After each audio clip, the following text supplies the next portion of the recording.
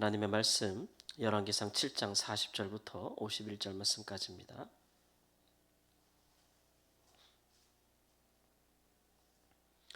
열왕기상 7장 40절로 51절 말씀까지입니다. 히람이 또 물두멍과 부삽과 대접들을 만들었더라. 이와 같이 히람이 솔로몬 왕을 위하여 여호와의 전에 모든 일을 마쳤으니 곧 기둥들과 그 기둥 꼭대기에 공 같은 머리둘과 또 기둥 꼭대기에 공 같은 머리를 가리는 그물둘과 또 그 그물들을 위하여 만든 바 매 그물에 두 줄씩 기둥 위에 공 같은 두 머리를 가리게 한 석류 400개와 또 10개의 받침수레와 받침수레 위에 10개의 물두멍과 한 바다와 그 바다 아래에 소 12마리와 솥과 부삽과 대접들이라. 히람이 솔로몬 왕을 위하여 여호와의 성전에 이 모든 그릇을 빛난 노스로 만드니라. 왕이 요단 평지에서 수곳과 사르단 사이에 차진 흙에 그것들을 부어 내었더라.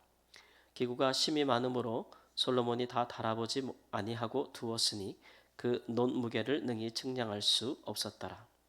솔로몬이 또 여호와의 성전의 모든 기구를 만들었으니 곧 근 담과 진설병의 금상과 내소 앞에 좌우로 5씩 둘 정금 등잔대며 또 금꽃과 등잔과 불집게며 또 정금 대접과 불집게와 주벌과 숟가락과 불을 옮기는 그릇이며 또 내소 곧 지성소의 문의 금 돌적이와 성전 곧 외소문의 금 돌적이더라. 솔로몬 왕이 여호와의 성전을 위하여 만드는 모든 일을 마친지라. 이에 솔로몬이 그의 아버지 다윗이 드린 물건 곧 은과 금과 기구들을 가져다가 여호와의 성전 곳간에 두었더라. 아멘. 솔로몬이 성전 건축하기를 마쳤습니다. 큰 돌을 가져다가 이미 다 설계하고 재단하여 성전 안에서는 어떠한 톱질이나 망치질이나 그런 소리가 들리지 아니하도록 그가 옮겨 놓았고 그 위에 백향목으로 된 백향목 나무로서 다 감싸고 그렇게 함으로써 성사와 지성소를 완공했고 그 내부를 모두 금으로 다 입혔다라고 했습니다. 그 외부도 많은 부분을 금으로 입혔죠. 그리고 성전 앞들에 어제도 말씀드렸지만 물두멍을 10개나 만들고 또 한 바다를 크게 만들어서 제장들과 성전 기구들, 재물들을 씻는 그런 물을 담아 두었다라고 했습니다. 그리고 오늘 성전 안에 여러 가지 쓰는 모든 기구들, 금단과 진설병 금상과 또 정금 등잔대 그리고 여러 가지 것들을 금으로 다 만들어서 그가 놨고 이 모든 것을 또 노스로 만들 때는 그 증량을 다 측량할 수가 없어서 다 셀 수가 없었다 이렇게 얘기했으니까 아무래도 이제 이런 것들은 제사에 쓰일 테니까 여러 번 또 바꾸어 사용하기도 할 것 아니겠습니까? 정기적으로 이제 바꿔야 되니까 이제 많이 만들었다라는 것이죠. 또 성전에는 많은 곳간이 있어서 거기에 많은 이제 은과 금과 기물들을 보관해 놓았다라고 하는 것입니다. 또 이제 제사 드리는 동안에 이스라엘 백성이나 지도자들이나 혹은 이방에서 여호와의 성전과 또 이스라엘의 영광을 보러 왔던 많은 이방인들이 갖고 온 귀한 예물들이 있지 않았겠어요? 그런 것들을 다 여호와의 성전에 넣어 보관했던 것이죠. 그래서 일종의 성전이 이스라엘 백성들의 가운데 하나님이 함께 하신다는 어떤 처소의 의미가 있고 뿐만 아니라 하나님께 예배하고 기도하는 처소이기도 하며 또 그들이 갖고 있는 어떤 이스라엘 나라의 곳간 역할, 부귀와 영화를 상징하는 곳간 역할을 했다는 것을 알 수가 있습니다. 이렇게 이제 웅장하고 화려하게 이 모든 것을 지은 것은 다만 솔로몬이 이스라엘 백성만을 위한 것은 아니었고 이제 이방까지도 고려해서 이방 가운데 이스라엘의 특별히 하나님의 영광을 드러내는 규모로서 그가 이 모든 것을 했다고 할 수가 있겠습니다. 이 모든 것들이 우리가 보다시피 아주 존귀한 재료들로 잘 지어졌다고 할 수가 있겠죠. 그래서 이스라엘이 하나님의 율법을 잘 지키고 왕도 이스라엘도 하나님을 잘 경외하는 동안에는 이방 모든 나라들이 이런 이스라엘의 영광을 부러워했습니다. 그래서 그것을 보기를 원하였고 많은 예물을 가지고 왔다라는 것이죠. 그래서 그 왕의 지혜를 듣고 이스라엘 성전에 하나님의 성전의 영광을 보면서 많은 예물을 드렸다라고 하는 것입니다. 그런데 이스라엘 백성들이 하나님을 떠나서 하나님의 말씀을 버리고 그들이 불순종하면서 이방 가운데 빛이 되는 것이 아니라 오히려 이처럼 타락한 민족이 없다. 우리들보다 더 도덕적으로 타락했다. 라는 그런 조롱과 비난을 받을 때에는 이방인들이 예루살렘에 와서 성전을 볼 때에 이스라엘의 영광과 하나님의 어떤 영광을 보는 것이 아니라 그 성전 안에 있는 온갖 아름다운 기구들과 은과 금과 그런 보물들, 그런 것들을 이제 도적질하기 위해서 오는 것이죠.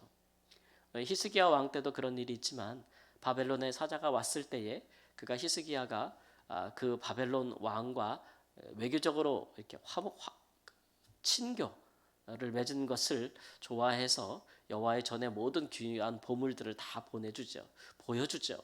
그렇게 함으로써 이제 바벨론이 이스라엘을 침공할 명분을 주게 되는 것입니다. 왜냐하면 이스라엘을 침공해서 정복하게 되면 그 화려한 여호와의 성전 안에 있는 모든 기물들, 또 모든 은과 금들, 또 그 내부를 다 장식한 금들, 이런 것들에 대한 탐심을 갖게 하는 것이 침공의 명분이 되어서 결국은 그렇게 되었고, 결국은 그들이 모든 성전의 기구들과 은과 금과 보물들과 심지어는 성전 안에 있는 모든 금을 다 벗겨가고 나머지는 다 불타게 했다라는 것을 우리가 알 수가 있습니다. 그러니 이 모든 것들이 사실은 이 성전의 어떤 영광과 이스라엘의 영광이라는 것이 그것이 얼마나 아름답고 귀한 존귀한 재료들로 지어졌는가라는 것으로 드러나는 것이 아니라 결국 이스라엘 백성들의 거룩함에 달려 있다라는 것을 알 수가 있습니다. 그들의 말씀을 따라 거룩할진대 이것들은 정말 뭐 그 자체로 귀한 것이 되겠지만, 그러나 거룩하지 않다면 이 모든 금으로 입혀진 성전도 하나님께서 다 버리실 것이다 라는 말씀이 이루어지는 것을 볼 수가 있습니다. 그렇기 때문에 우리는 이제 이런 것들을 오늘날 우리 성전에 적용할 수가 있겠죠. 에베소서 2장의 20절에 가보면은 하나님께서 사도 바울을 통해서 오늘날도 하나님께서 성전을 지으셨는데 그 성전은 모퉁이돌, 모든 건물의 기준이 되는 기초석이라고 할 수 있죠. 그 모퉁이돌을 이제 예수 그리스도라고 했습니다. 그리고 그 모퉁이돌을 기점으로 해서 터와 돌들이 쌓여지는데 그것이 바로 선지자들과 사도들이라고 하였고, 그 다음에 이제 예수를 믿는 선지자들과 사도들의 증거에 따라서 증인된 자들의 말을 듣고 복음을 듣고 예수를 믿는 모든 사람들이 이제 성전 재료로서 서로 하나로 연결된다라는 말씀을 하고 있어요. 이렇게 그 우주적 교회, 그러니까 예수를 믿는 모든 사람들을 하나의 성전으로 본다면 그 성전의 모든 재료들은 결국은 이제 하나님의 사람들이라고 할 수가 있겠습니다. 뿐만 아니라 신약적인 교회 성전의 의미는 또 디모데후서 2장에 가보면은 사도 바울이 이제 큰 집에는 은과 금과 뭐 귀한 것들 여러 가지 뭐 질그릇, 나무그릇, 녹그릇 그런 모든 것들이 다 있어서 하나님께서 천히 쓰기도 하고 집주인이 천히 쓰기도 하고 귀히 쓰기도 하는데, 그러나 무엇보다도 주인의 쓰기에 합당하고 주인이 그 용도에 합당하게 쓰려면 깨끗한 그릇이 되어야 된다라는 말씀을 하고 있는 것을 볼 수가 있어요. 그러니까 구약의 성전이나 신약의 성전이나 지은 바 재료는 다르죠. 근데 구약이 더 존귀하였다라고 생각할 수 있겠지만 아무리 은과 금과 그런 것들이 귀한들, 노시 귀한들 사실 사람의 생명보다 귀하겠습니까? 그러니까 사실 예수님께서 지으신 우리라는 성전이 훨씬 더 귀한 것이죠.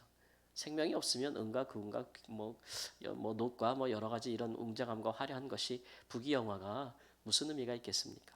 그러니까 예수님의 피와 살로 지어진 그의 생명을 바쳐 지어진 우리라는 성전이, 이 사람 성전이 성도들로 말미암아 지어진 이 성전이 가장 귀한 것 성전이다. 그 전에 지어진 성전과 비교할 수 없다라는 것을 우리가 알 수가 있는데, 그만큼 그 귀한 우리 성전이 우리에게 가장 중요한 것은 바로 성결함이다라는 것을 알 수가 있습니다. 세상 사람들이, 이방인들이 믿는 자들의 부귀와 영화를 보고 하나님의 영광을 볼 것 같지만 그렇지 않고 믿는 자들의 거룩함과 복음에 합당하게 사는 삶을 보고 결국은 하나님의 영광을 보는 것이고 믿는 자의 영광을 보는 것이다라는 것입니다. 그렇지 아니할진대 우리가 거룩하게 살지 않고 복음에 합당한 삶을 살지 아니하고 누리는 모든 부귀와 영화를 볼 때에 믿지 아니하는 세상이 그것을 볼 때에 하나님께 영광을 돌리는 것이냐? 그렇지 않고 오히려 우리 중에 있는 것들이 우리 것들을 도적과도 같이 탐하고 와서 우리의 생명을 해하고 그것을 빼앗으려 할 뿐이다라는 것을 알 수가 있겠습니다. 그러므로 우리가 세상에서 금같이 은같이 혹은 나무나 질그릇같이 녹같이 어떤 형태로 우리의 외모가 보여질지라도 가장 중요한 것은 우리의 거룩함이다라고 하는 것이죠. 믿는 자에게 영광은 그 거룩함이고 그 거룩함을 통해서 우리가 세상을 구원하게 되지 않겠습니까? 과거나 지금이나 하나님께서 성전을 통해서 우리에게 같은 말씀을 주시는 것이지 다른 말씀을 주고 있지는 않다라는 것을 기억하시고 우리 성함께 성도님들 오늘도 하나님 앞에서 세상 가운데서 다르게 구별되게 거룩하게 사심으로써 하나님의 영광을 세상에 드러낼 수 있는 귀한 복된 삶을 사시기를 우리 주 예수님의 이름으로 축원합니다.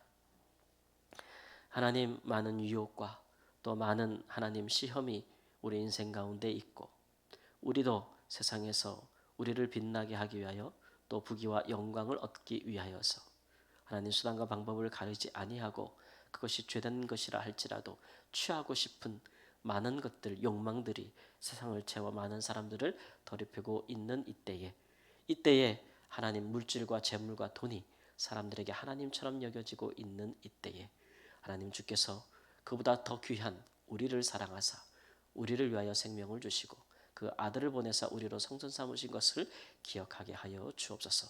하나님 우리가 마지막 성전으로 하나님 주 앞에 섰사오니 또 이 시대의 남은 자들로 주 앞에 섰사오니 모든 순간에 언제나 기억하고 하나님 우리가 마지막 성전이라 우리가 남은 자들이라 기억하고 하나님 앞에서 거룩한 자로 살 수 있도록 하나님 인도하여 주옵소서.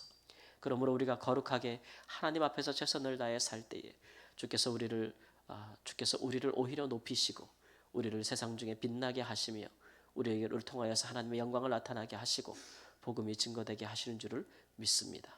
하나님 우리의 입술로 특별히 오늘 수요일 날 복음 전도의 날입니다.